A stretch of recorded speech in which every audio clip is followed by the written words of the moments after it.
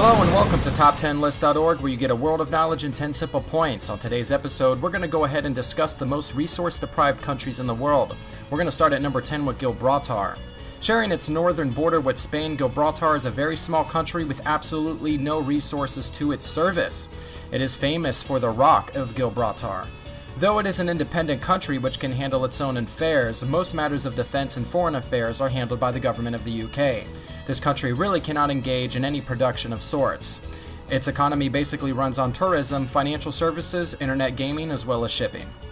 Number 9 is Singapore. Singapore's success story hardly needs an introduction, but what is worth a mention is the fact that Singapore has achieved it all despite being absolutely zero in terms of resource possession.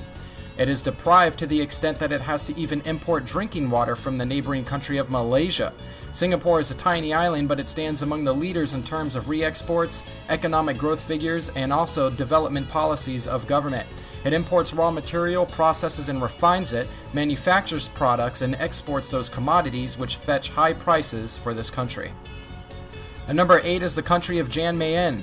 Jan Mayen is part of the Kingdom of Norway and lies in the Arctic Ocean. Some authority over these volcanic islands have been transferred to the Norwegian Armed Forces, and it depends on the Kingdom of Norway for its administration and governance. The economy of Jan Mayen runs basically on providing services for radio communication and meteorological stations based on the island. Besides, Jan Mayen has a pristine gravel but has not been exploited yet. Number 7 is Hong Kong. Here comes another Asian tiger. Resource-poor Hong Kong grows in close proximity with the resource-rich China. It has no support of natural sources of energy, and so Hong Kong has to rely on trade for the same. But it has managed to achieve high growth rates after the bouts of industrialization in the second half of the 20th century. Hong Kong is remarkably the world's largest entrepreneur. It has advanced processing and assembling units that sell off the final product in international markets for handsome prices. Though Hong Kong is a small country, it has certainly made a place for itself in the global market. Number 6 is Japan. Japan has raced ahead of all fellow nations in terms of technological advancement. From a completely closed economy, except trade relations with Holland, Japan has gradually transformed into a technology hub where new technology and advanced gadgets are always waiting around the corner. With its multinational automobile giants like Honda, Toyota, Hyundai, Daikin, Suzuki, and Nissan, one is left wondering about the vast, non-exhaustive resources that this country might possess to support such a high level of industrial advancement. But the fact is, Japan is among the least blessed nation in terms of supply. She is an island country which is regularly lashed by typhoons, charred with volcanic ash, and roughly shaken by earthquakes. But this nation has stood against all odds, heavily depended on its foreign imports of food, energy, as well as metals, and has surpassed all its competitors. Number 5 is Taiwan. Economists and social scientists revere this country. Taiwan practically has nothing to boast of. It even resorts to importing sand and gravel from China to meet its construction demands.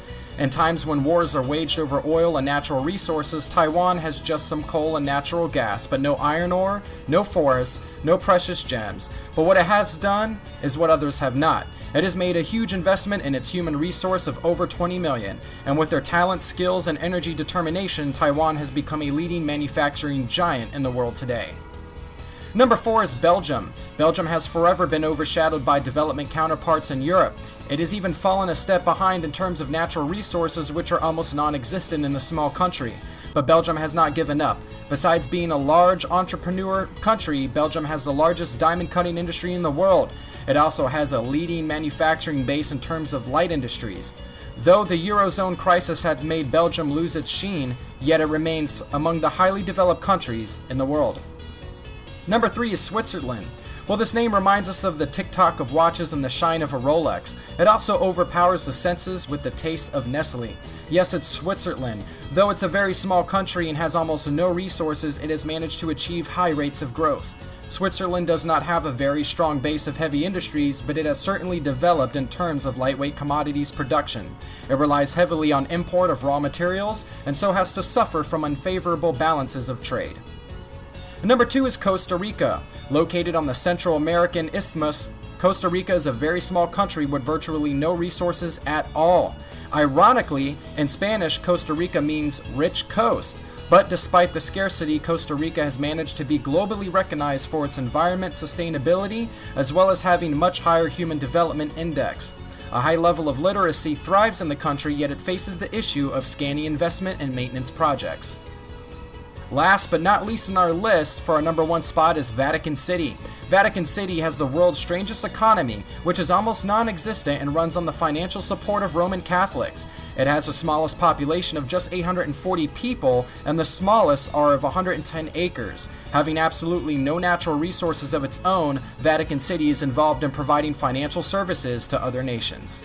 Thank you for joining us on this edition of Top 10. If you enjoyed, click subscribe and don't hesitate to join us again for another episode.